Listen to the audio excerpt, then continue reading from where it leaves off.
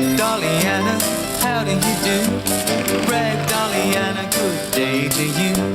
What will you be doing today? Upstairs, downstairs, on your way. Ragdolly Anna's just like you. She knows that one and one make two. She can talk all this and that with a bunch of paper roses in a big straw hat.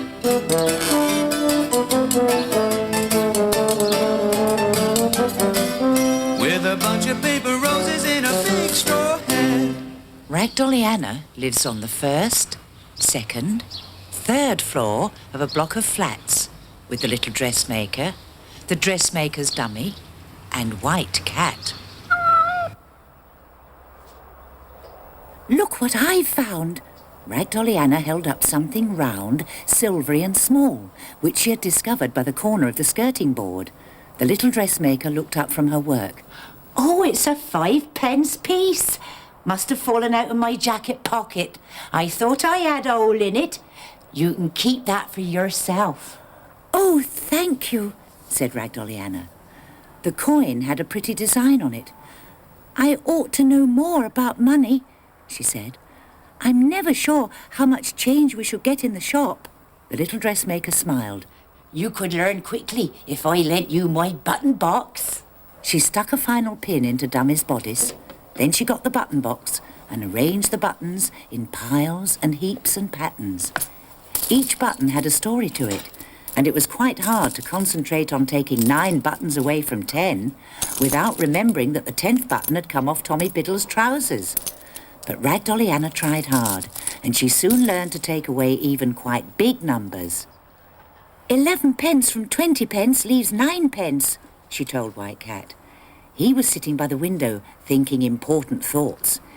Oh, who cares? He scoffed. Ha! Just as they were putting the buttons away, the little dressmaker looked up. Listen! They all listened, and there was a faint, very faint sound of music. Music that seemed exciting and alive. The sort you feel you have to dance to, even if you're 87 and have a wooden leg. Oh. The little dressmaker clasped her hands together. Oh, it's the fair. I do love a fair. We must go. All of us? Asked Ragdolly Anna excitedly. Well, no, not Dummy, 'cause she's never happy in crowds. And not White Cat either. He doesn't care for such things. But you and I, Ragdolly Anna. I finished all my work. We'll go now. The little dressmaker looked in the housekeeping purse to see how much money there was to spare. There wasn't much. Only a 50p piece and a few 2p pieces. But she remembered an old jam jar she kept for 10p pieces. And sure enough, there were 23 in it. And here's my 5p, said Ragdolly Anna. They felt quite rich. Outside it was a little chilly, and Ragdolly Anna was glad she was wearing her velvet cloak. The fair was in the park, and as they got nearer, the music grew louder and louder. Suddenly they were in the middle of everything. Chairplanes, coconut shies, apple bobbing, penny rolling, darts. Oh, it was all so exciting. The little dressmaker and Ragdolly Anna stood for a long while by the hoopla stall. There were so many lovely things to win. Scented soaps, balloons, pencils and rubbers, a bracelet and a lovely necklace of coloured beads. The little dressmaker paid 30p for 3 hoops. She threw one, it missed, and then another. Still no luck. Oh, let me try, begged Ragdolly Anna. The little dressmaker handed her the last hoop. Ragdolly Anna stretched herself as tall as she could. It wasn't easy, and the hoop was so big she had to hold it with both hands. She held her breath and threw it up in the air as high as it would go. Then she stood still and put her hands over her eyes, not daring to look. We've won, Ragdolly Anna! We've won! Look, look! It's fallen over the coloured bead necklace, exactly. The little dressmaker was excited. It was true. She had won the lovely necklace. Trembling, she looked at the little dressmaker. You have it, she said. The little dressmaker shook her head. No, you won it. She held the necklace in her hand. There were a great many beads, lots and lots of them. I know what we'll do, Ragdolly Anna. We'll divide it into two. You'll only need a short necklace, and there'll be plenty of beads left for me. We'll do it when we get home, and then we shall both have a prize. They did well with the coconuts too. Ragdolly Anna got one with her first try. Ragdolly Anna, how lucky you are today. They went on the flying chairs, and the little dressmaker turned rather pale at the speed of them.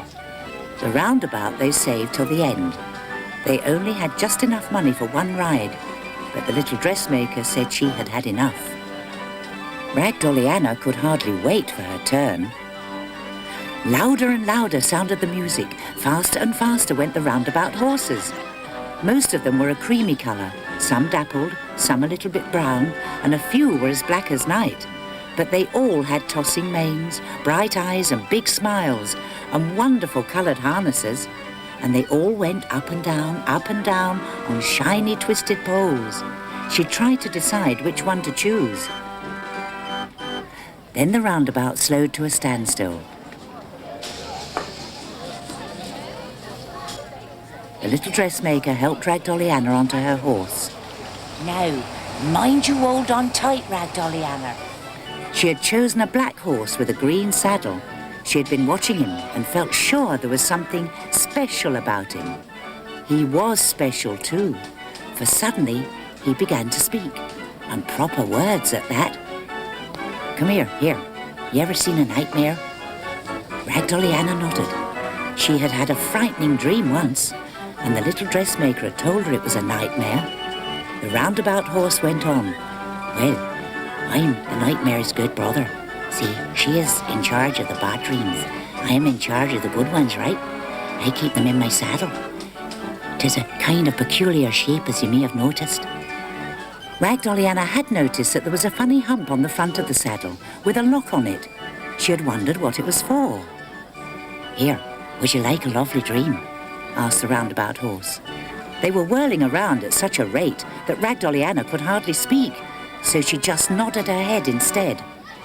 Right, look in my left ear, and you will find a key. Ragdolly Anna reached up to his ear. It was true. Inside was a small gold key.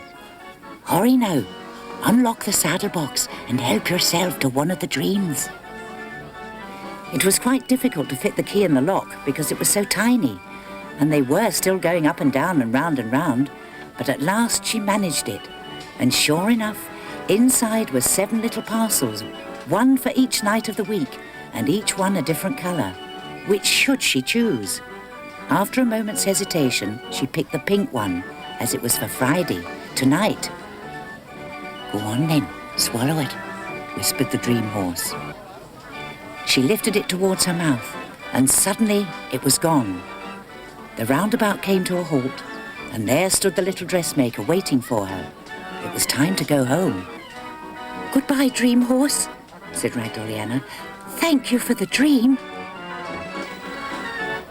As they came into the flat, White Cat looked at them in a disapproving way. You ought to have been home ages ago. What about my milk? And I don't want to hear about the fair. Never mind, Dummy will be interested, said Ragdolly Anna, and proceeded to tell Dummy all about it.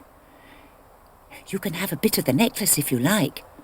Dummy didn't say a word, but she did seem pleased.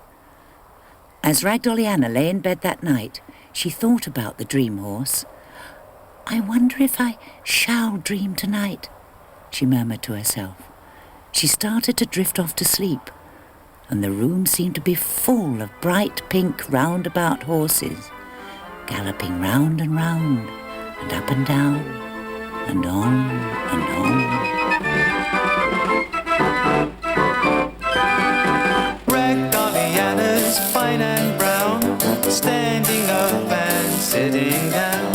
Ragdolly Anna's fine and fat, with a bunch of paper roses in